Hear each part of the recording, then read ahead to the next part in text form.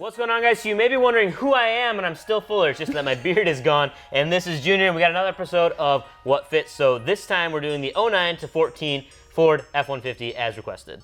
We're gonna look at the small lift, the middle lift, and the large lift. So we're gonna break this down and give you guys the leveling kit small lift, which is a 4-inch lift, and then a large lift 6-inch lift, and what fits with minor plastic trimming on your 09 to 14, or if you're looking at getting an 09 to 14 Ford F150. So you may be wondering how we figured this out and how we know this, and it's not because we've installed 10,000 different lift kits on We're these, just but super smart. We have the gallery on our website, customautostates.com/gallery. It's got like 50,000 trucks in it, and it's got all the data you need to figure out what fits, and we're just bringing that to you in video format because it's simple and it's easy, and it tells you exactly what you need in like 10 minutes. And you guys like seeing our faces. I don't know about that. So starting with the leveling kit then, leveling kits kind of range from like a 2-inch level all the way up to like a 3.5 is kind of the top of the leveling kit range, but the most popular people are running are a 9 wide, -12 offset with a 33 12.5. So it's pretty cool that on the Fords that they do still have like a little bit of a circular wheel well, so you can actually fit 33s on a level without doing crazy amounts of trimming. Remember, this is only minor plastic trimming, so you don't have to get in there and do a full-blown NorCal mod like you'd have to on a Chevy. And then the other thing I want to mention too is you said 9 wide, but you didn't say the diameter. And the reason why we do that is because if you have a 20 or an 18, the or diameter 24. or 24, it doesn't impact what the fitment is because it's just like basically the height of the wheel, if you know what I mean, versus the width, which is the 9 wide part that you're talking about. That's how wide it is. So the two biggest factors that play into this are the width and the offset. So how far your wheels are sticking out is going to really impact, you know, your turning radius and then where those tires are hitting, and obviously the tire size being the next one that impacts it. That is the one where it does matter, height and width. And then with that as well, metric sizes, all of those are listed on our site. So if you're confused and you're running like a 24x9 and they don't make a 33 12.5 or 24 type of thing, that you can see on the website, it takes your metric conversions and tells you exactly what it is to know that a 295/65 is a whatever, because I'm bad at math, but I can use the gallery to figure that out. So it's all listed right there. Exactly. Jump up to 4-inch lift then? Yes. So the most common thing that people are running on a 4-inch lift on their 09 to 14 Ford F150s is a 10 wide, -24 with a 33 12.5, because I memorized it and Junior had to write it down. So people are going to be like, but they were running 33s on the leveling kit too. So what changes here is, like I said, the width and the offset. So it's a 10 wide -24, which means just putting it that much further outside, because this is going to stick out of your fenders, whereas like the 9 wides on there is just going to be like, it gives it a little barely, poke, like the tread might poke, but not Right. like the actual wheel. like up to an inch, maybe max. Maybe, yeah. But the 10 wide is going to give you closer to that like 2-inch range outside of the fenders on these 09 to 14 F150s. So a little more stance, but that also then plays into, as you turn, it's going to, you know, run in the front, run in the back, but with a little bit of minor plastic trimming, you can clear the 10 wide -24s with 33 12.5s on the 4-inch lift. And then we're also seeing in the gallery too, people are running a 35 is pretty popular as well, but we wouldn't suggest it just due to the fact that you're going to be doing a little more trimming. It might not be metal trimming, but it'll be a more aggressive plastic trim that you have to do then. But people are running on their 10 wides with their 4-inch lift a 35 12.5, which I think I personally would do, just because a little plastic trimming never hurts anybody, and it looks good. But the other factor too with that is a lot of people are actually running the 6-inch versus the 4-inch, because you can get a 6-inch rough country or a 4-inch rough country for the same price.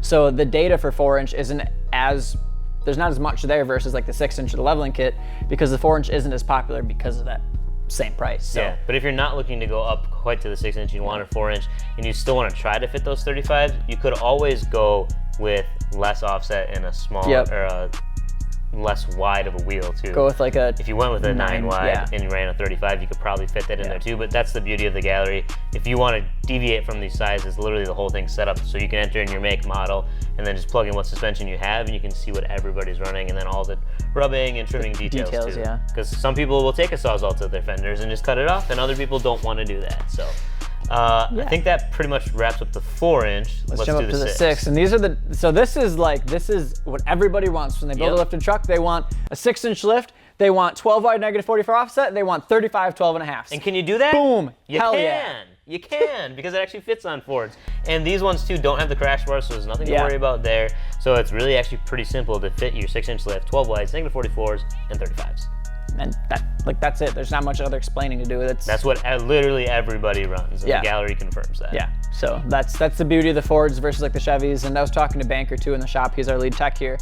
He was saying that like the Fords don't really have back where like the NorCal happens when you pull that back. The Fords don't have any of that back there. So like there's no worry. Obviously the newer Fords have the crash bar there now, but the 09 to 14s, there's nothing there. So the tire can come in and miss everything. Yeah, there's none of that extra metal in there that the Chevys have. So fender liners. It's just way easier to fit stuff on these trucks. Yeah. Do you want to see the wild truck?